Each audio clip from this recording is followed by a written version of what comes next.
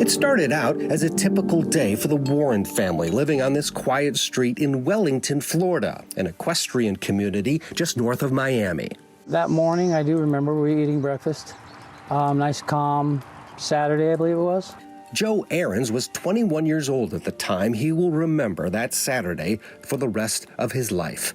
It was May 26, 1990. A clown carrying balloons and flowers came to the Ahrens' door. Joe's mom, Marlene Warren, reached for the flowers and was fatally shot twice in the face. It was one of the worst days of my life.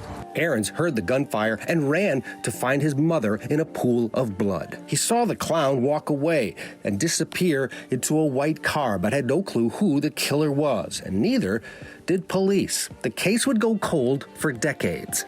Then, finally, after 27 years, a break. Advanced DNA testing led authorities to Sheila Keen Warren.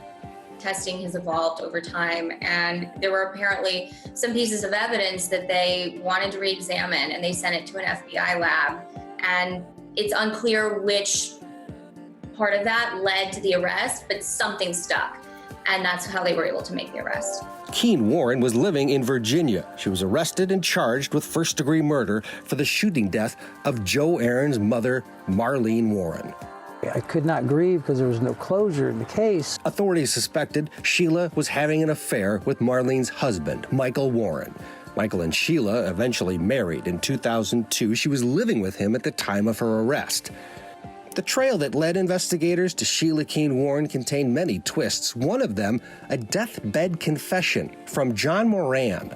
A family friend, John Moran passed away, but before he died, he shared a secret with his son, John Moran Jr. My father told me everything that happened before he died. I knew where the car was, I knew who planned it, I knew where the gun was at. John Moran Sr. worked with Michael Warren, who was married to the victim.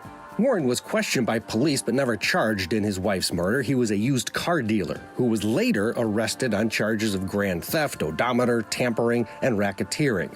Warren's friend, John Moran, told his son before he died that Warren may have had something to do with his wife's death. On his deathbed, he told me that car would get me anything I ever wanted from Mike Warren. Moran Jr. told detectives that Michael Warren tried to bribe him. Investigators followed up on details Moran Jr. gave them, including information about what could have been the killer clown's getaway car. John Moran Jr. said his dad told him where some of the evidence was kept. Police went diving in a Palm Beach canal where Moran Jr. says he and his father helped dump the evidence. However, investigators did not find the clown costume or murder weapon. Without that evidence, police can't make a case for murder against Sheila Keen Warren, according to their lawyer. I do know enough about this case, not from the discovery process, but from my knowledge of the case, that she's innocent. Innocent, and that's, again, that's different than not guilty. Not guilty means they don't have the evidence to prove it. Innocent means, well, she did not do it. That's the allegation. Again, this goes back all the way to 1990. Let's bring our special guest joining us in Fort Lauderdale, Florida, criminal defense attorney, former prosecutor Mark Eiglarsh. Speak to Mark.com. All right, Mark, let's start first with this whole notion of a clown. Okay, so whoever did this said, I'm going to dress up like a clown to commit murder. To me, that is such a bad plan on so many different levels, but because, I mean, a witness is going to notice a clown driving away. You know, I'm trying to figure this. So this sounds to me like an amateur killer who says, I'm going to dress up like a clown. Yeah, first of all, be careful. You don't want to tip off too many potential murderers to change their scheme. They might be thinking of buying a clown costume.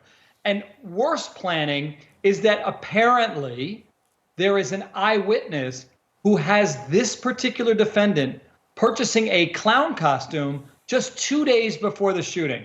Now, I just read a study that I totally just made up that says that the average person buys a clown costume in their lives almost never. So that's a bad set of facts for her. You add to that the Publix employee who claims 90 minutes before the shooting, she purchases flowers and balloons, you know, like the ones left at the scene. This becomes problematic. Yeah, to me, you know, it's an old case. And my other big big picture question to you was, this is so many years later, who has the advantage? But it seems it took all this time to put the pieces together, especially that DNA. Well, I'm glad you brought up time, because I can say all day long what the evidence is supposed to be, because that's what the prosecutors will have you believe on paper. But I assure you, having done this for 28 years, almost as much time it took for them to bring this case to trial, that cases for the defense do not get better with age like wine, my friend. People die, memories fade, evidence gets lost. And I assure you, whatever the prosecutors claim the evidence is, won't be come game day.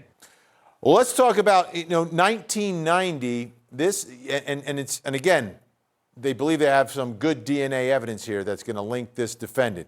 We don't know exactly where it came from and what it is, but 1990, no one's thinking about DNA, right? This is before. I mean, now everybody, my kids, they know about DNA. Everyone knows it's just second nature. It's part of the fabric of everything. Oh yeah, there's some DNA.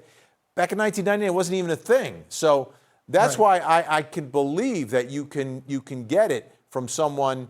Like if this crime is being committed today, the clown might be wearing those white gloves that they wear, right? Right. So you wouldn't have the clown DNA left there. But here you've got clown DNA left behind.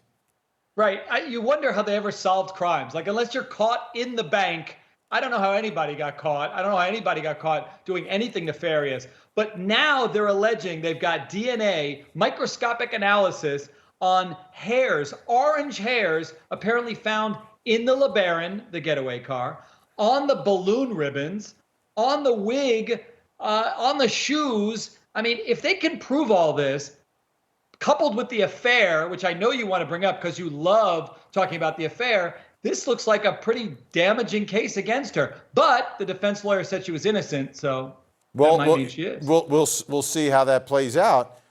You said the getaway car. It's the clown car, Mark. Is that what we're calling it? It's the clown car. How many people were in it? There must be many witnesses. There must be like 20 people in that car. It's the clown car.